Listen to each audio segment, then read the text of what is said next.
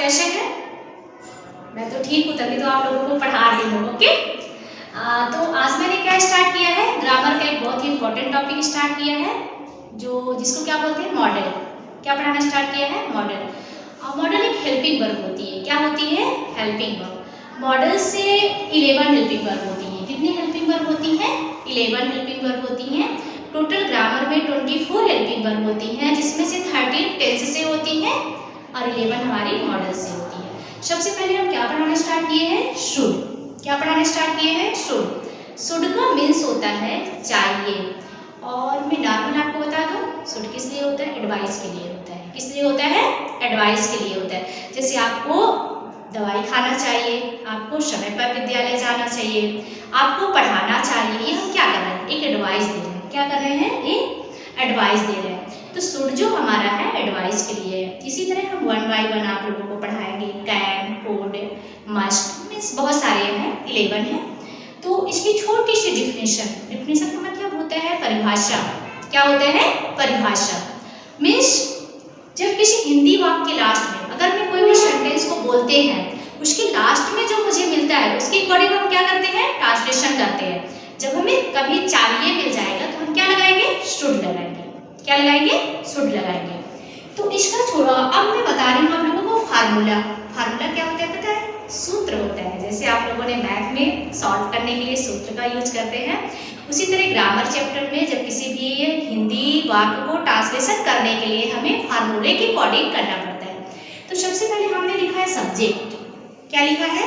Subject. आप लोग को पता है सब्जेक्ट क्या होता है?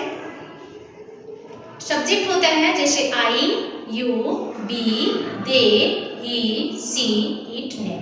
ये हमारा क्या है? सब्जेक्ट। अगर मैं अपनी बात करूं, मुझे पढ़ना चाहिए, तो मुझे मैं अपने लिए लगा रही हूँ आई।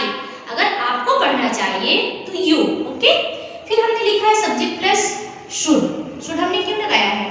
क्योंकि किसका यूज पढ़ रहे हैं? शुड। शुड हमारी हेल्पिंग वर्ब है। क्या है? हेल्पिंग वर्ब में सहायक क्रिया है। फिर वर्ब की फर्स्ट फॉर्म हमने यूज किया है। कौन सा फॉर्म यूज किया है? First form. वर्ब की 5th फॉर्म होती है। कितनी फॉर्म होती है? 5th form.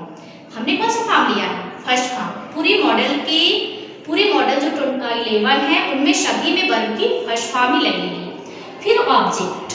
ऑब्जेक्ट का मतलब होता है कर्म, मीन्स जो लास्ट का हमें बचता है। जैसे स्कूल, जो विद्यालय, जैसे मुझे विद्यालय जाना चाहिए, तो कहाँ जाना चाहिए? विद्यालय। विद्यालय मेरा किस में आ जाएगा?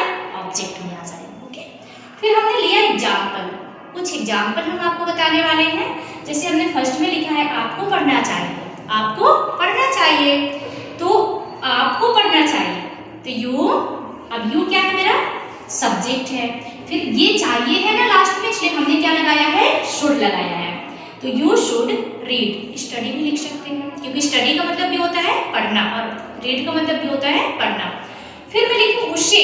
अब देखो यहाँ पे हमने उसे लिखा है और ही लिखा है सब्जेक्ट के रूप में। जब उसे है, यहाँ पे सब्जेक्ट का है ना, ये मैंने सब्जेक्ट लिखा है, तो सब्जेक्ट में क्या है? उसे। तो यहाँ पे हम क्या यूज करेंगे? ही यूज करेंगे। He should come. आप उसे आना चाहिए तो ही शुड कम। ये तो मैं आप लोगों को एक आइडिया याद बता रही थी, बाकी इसमें बहुत सारे ट्रांसलेशन आप लोग कर सकते हैं। मुझे खेलना चाहिए, आई शुड प्ले, है ना। उसे पढ़ाना चाहिए तो ही शुड टीच। ओके, समझ में आ गया होगा सभी को। Okay, thank you.